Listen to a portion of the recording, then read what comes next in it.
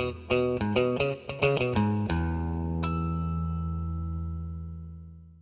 everyone, and welcome to another one of our videos. Today I'm going to be doing a quick review of this Sansi deformable LED light, also known as an LED wing light. These are commonly used in garages. I've done a review of another company's in the past, and I saw this one on Amazon and wanted to give it a try in a specific area in my garage where I currently have what is known as an LED corn bulb, which is a really high output, very large LED bulb. The issue that I have with that bulb is not in terms of light output, it is just in terms of the sheer size. I have a fairly low ceiling where that bulb is located, and if I raise my hands above my head or do something like that, or I'm carrying something, it's very easy to hit, and I don't end up wanting to knock that bulb or the whole fixture off of the ceiling. So I wanted to give this a try. Should be a little bit lower profile, should be about the same brightness. So just to give you some specifications, this is rated to pull 60 watts of power. So it's not a 60 watt equivalent, it actually pulls 60 watts of power, which is a lot for an LED light bulb. It's a 5000 K color temperature, and it puts out 6000 lumens. So I'm going to go ahead and pull it out of the box and show you what it looks like here on my kitchen counter. And I'm going to go out to the garage and show you the old bulb, what its light output looks like, and then swap the bulbs out and show you the new one. All right, so I have the bulb here right now. I pulled it out of the box. You can see that it uses a standard Edison base, and it's got 4 wings. Now a lot of these LED wing lights or deformable LED lights, they have 3 wings on them. 4 may be better for your particular application. In my case, it doesn't really make too much of a difference, but that's the setup that I have here. One thing that I do like about this, right off the bat, is the fact that the wings have little notches that click them into place. You're still able to push and pull each one of the wings just by hand. You don't have to loosen any screw or anything, but it's nice to see that it will be clicked into place and hold into place. Something right off the bat that I'm not super concerned about, but that I don't like as much as some of the other bulbs that I've tested, is the fact that the housings are entirely plastic.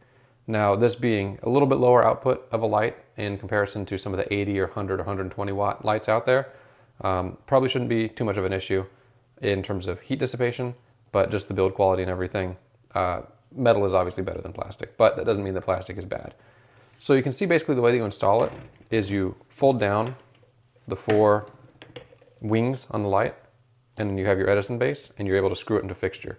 Something to keep in mind with installation of these is that you really can't use it in a recessed fixture or in a lamp or anything like that. You kind of have to use it in a flush mount or a extended out of the ceiling fixture. Don't know what the exact nomenclature is for it, but that's the type of fixture that I have, kind of just a normal pull cord mounted on the ceiling fixture instead of being a can light or a flush mount or something like that. Also, something to note while we're still here on the counter is that all the labeling and information about the light is located on the bottom of the light. You may or may not care about that. It's something that is nice in a way because you can just look up the light and know exactly what you have there. The only thing that you may not like about it is the aesthetics. You may not want to look up and actually see a label. But with this being more of a utility light than a indoor or decorative light, it's not really a big concern in my mind. So I'm going to go ahead and go out to the garage. I'm going to turn off my main shop lights out there because I do have quite a bit of lighting installed on the ceiling. So turn off all of the big LED tube lights that I have and just turn on the LED corn bulb so you can kind of get the best effect possible of what that light does. So I'm going to go ahead and show you that now.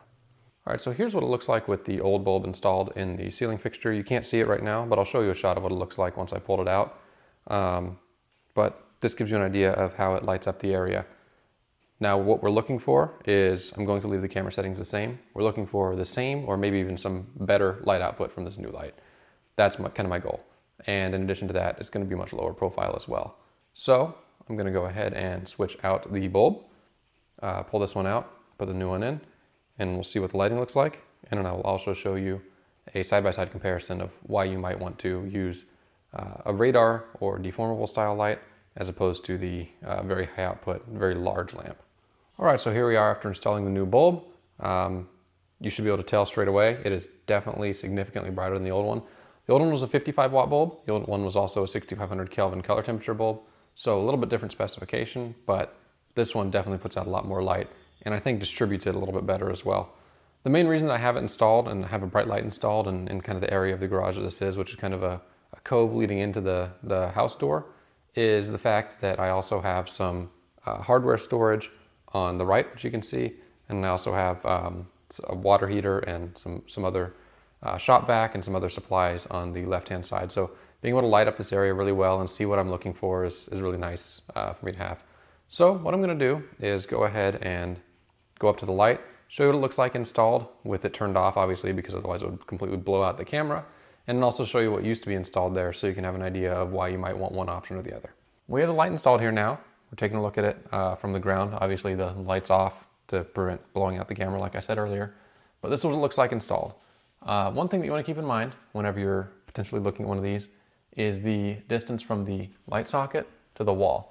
So if you have too short of a distance, you're not going to be able to install the bulb because basically each one of the legs of the bulb will run into the wall. In my case, I actually had a little bit too tight of a distance, and what I did to install it was folded the legs up as much as I could, screwed it into place, and then arranged it such that it is an X pattern in relation to the wall as opposed to being in a plus pattern. So if it were in a plus pattern, I could not have these folded all the way out. And I don't actually have them folded all the way out. I have them folded, I think, 2 clicks up right now, which is pretty much perfect for distributing light in this area.